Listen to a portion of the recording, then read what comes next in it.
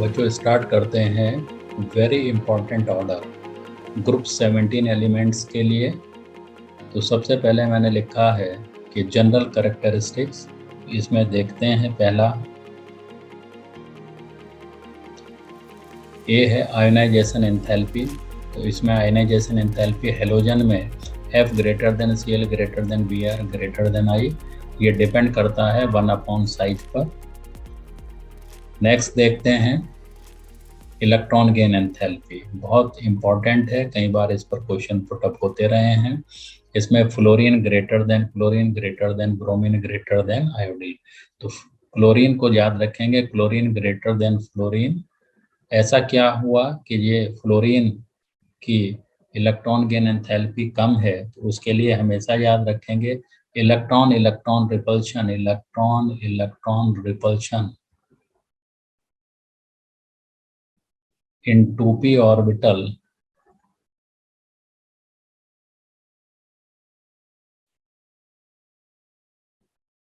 due to small size of fluorine। Next बात करते हैं इलेक्ट्रोनेगेटिविटी। तो ये ऑर्डर आप जानते हैं, fluorine greater than Cl greater than Br greater than I। पूरी जो हमारी इनऑर्गेनिक एलिमेंट्स हैं उनमें सबसे ज़्यादा इलेक्ट्रोनेगेटिविटी फ्लोरीन की होती है। नेक्स्ट देखें, ये भी वेरी इंपॉर्टेंट होता है, डिसोसिएशन एंथैल्पी और बॉन्ड एंथैल्पी या बॉन्ड स्ट्रेंथ। इसमें Cl2 greater than Br2 greater than F2 greater than I2। तो फिर यहाँ पर लॉजिक देखना है कि फ्लोरीन हाईली इलेक्ट्रोनेगेटिव है, लेकिन बॉन्ड डिसोसिएशन एंथैल्पी इसकी क्लोरीन और ब्रोमीन से काफ़ी कम होती है। तो इसका भी रीजन यही होता है कि स्मॉल साइज होने से इलेक्ट्रॉन इलेक्ट्रॉन रिपल्शन जो होता है, electron electron repulsion between lone pairs of electrons are very large। Size छोटा होने से फ्लोरीन क्या, electron electron repulsion between lone pair of electron very large.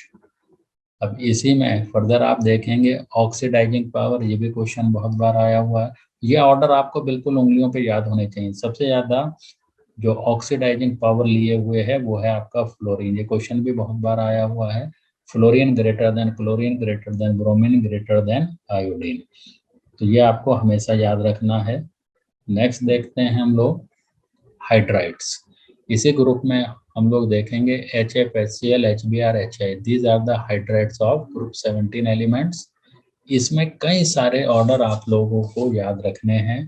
पहला मैंने इसमें दिखाया है बॉइलिंग पॉइंट ऑर्डर। तो बॉइलिंग पॉइंट ऑर्डर में हम लोग जनरली जानते हैं जिसका एटॉमिक मास ज़्यादा होता है उसका बॉइलिंग पॉइंट भी ज़्यादा होता है। होना चाहिए था HI, लेकिन है सबसे ज़्यादा HF का।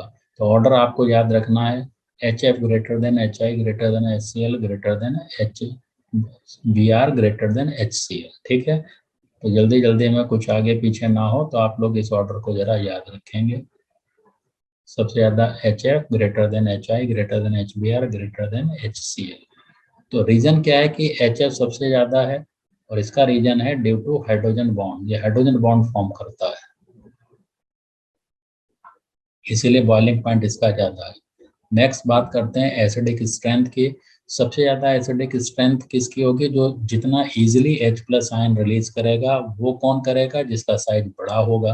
तो आयोडीन का साइज बड़ा है इसलिए आसानी से H+ आयन रिलीज कर देता है। तो HI greater than HBr greater than HCl greater than HF। Next बात करते हैं थर्मल स्टेबिलिटी, वेरी इंपॉर्टेंट। सारे सेगमेंट बहुत इंपॉर्टेंट है, आपको उंगलियों पे याद होने चाहिए, इसलिए मैं बहुत छोटे छोटे पॉइंट में केमिस्ट्री इन 5 मिनट्स लेके आया हूँ। इनको बहुत अच्छी तरह याद रखें। नीट के बच्चे हों, IIT के बच्चे हों, अपने साथियों को इसको शेयर करें, उनसे ज़्यादा से ज़्यादा उसको बोलिए कि सब्सक्राइब करें, तो मैं अच्छी से अच्छी वीडियो आपको देता चलूँगा। इसमें देखें HF greater than HCl greater than HBr greater than HI। तो थर्मल स्टेबिलिटी हमेशा याद रखेंगे किसके ऊपर डिपेंड करती है, तो मैं यहाँ लिख रहा हूँ थर्मल स्टेबिलिटी डायरेक्टली प्रोपोर्शनल होती है bond dissociation enthalpy. Bond dissociation enthalpy पर ये चीज ध्यान रखेंगे। ठीक है, नेक्स्ट बात करते हैं हम लोग रिड्यूसिंग पावर। रिड्यूसिंग पावर में भी यही है कि हाइड्रोजन कितना इजीली बाहर आता है। तो आपको पता ही है, जिसका साइज बड़ा होगा वो आसानी से हाइड्रोजन को रिलीज करेगा। तो HI greater than HBr greater than HCl greater than HF। Clear है? अब आप लोग देखें नेक्स्ट वेरी इंपॉर्टेंट टॉपिक है acidic strength of oxo acids of halogen. ये बहुत बार इस पर भी क्वेश्चन पूछे गए हुए हैं। क्या है, मैं अभी आपको समझाता चल रहा हूँ। इसमें सबसे पहले 3 मैंने केस लिए हैं, तीनों आपको ध्यान से याद रखने हैं।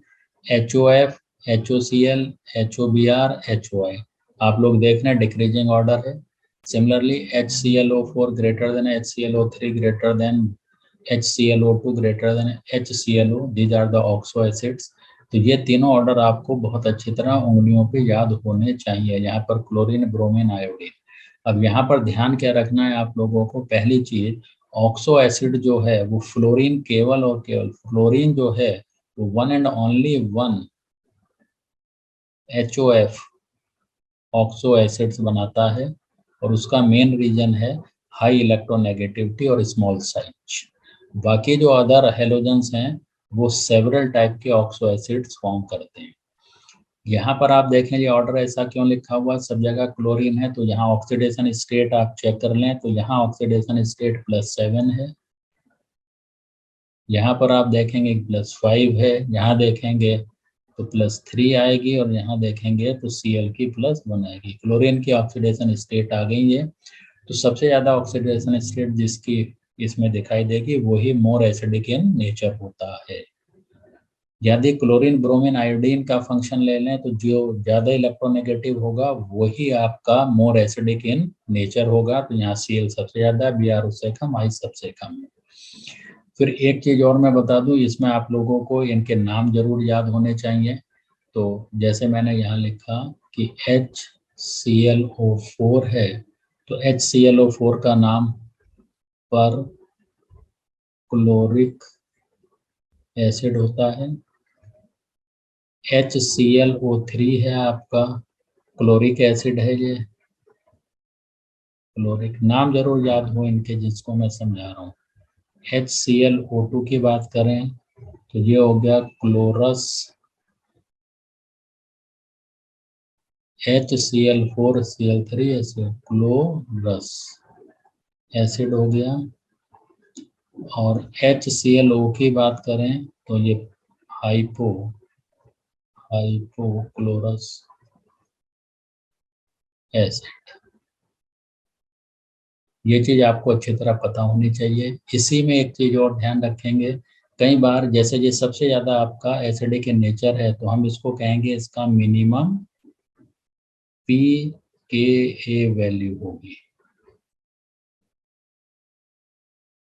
मैक्सिमम Ka वैल्यू और मिनिमम pKa वैल्यू।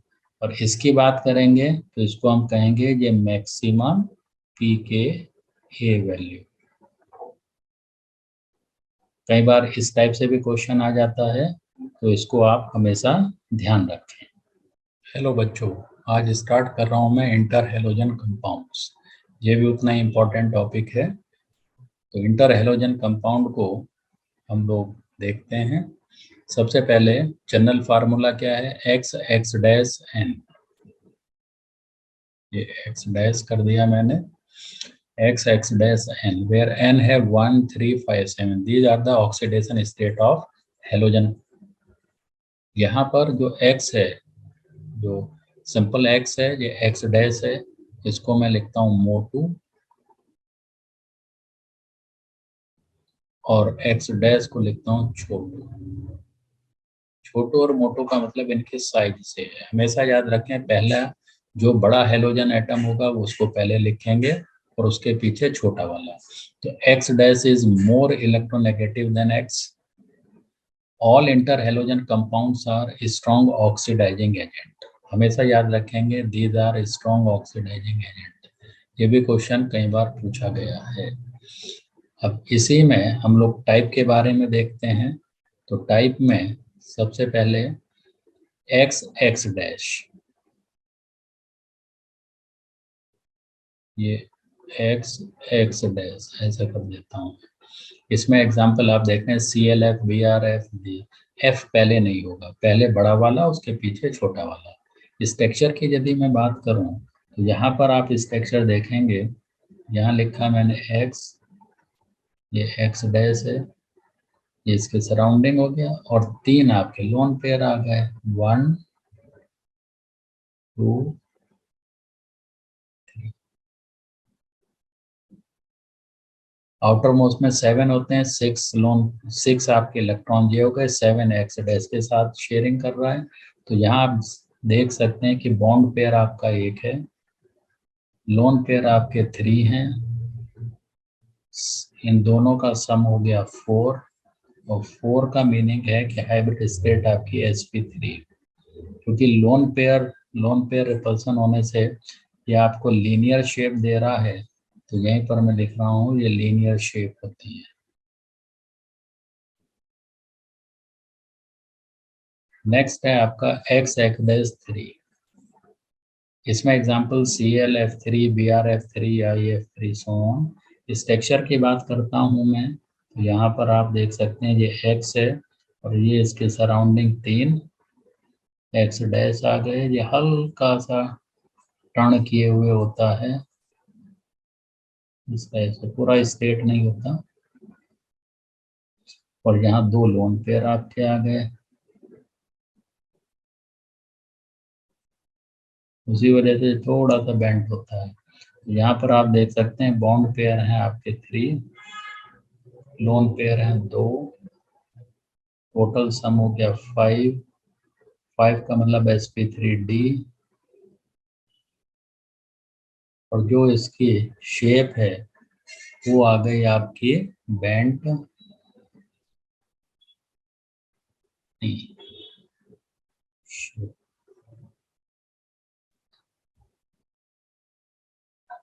क्लियर।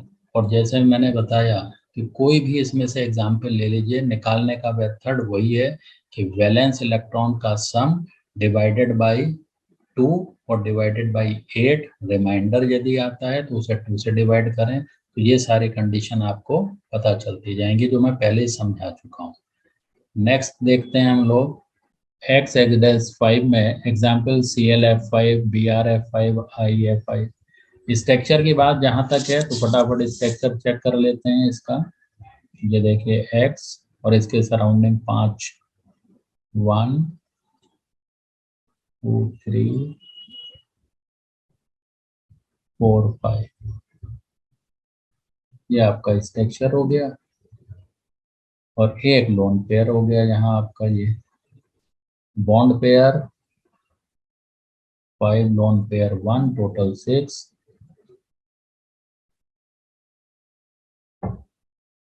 6 का मतलब sp3d2। और ये देखें एक बढ़िया सा स्क्वायर पिरामिडल फॉर्म बन रही है, तो स्क्वायर पिरामिडल, ये आपको याद रखने हैं बढ़िया। और नेक्स्ट और एक लास्ट आपका और टाइप है एक्स एक्स 7, इसमें one and only one example IF7। इस टेक्सचर की बात करते हैं तो ये आ गया एक्स, और ये हो गया आपके हो बहुत ज़्यादा,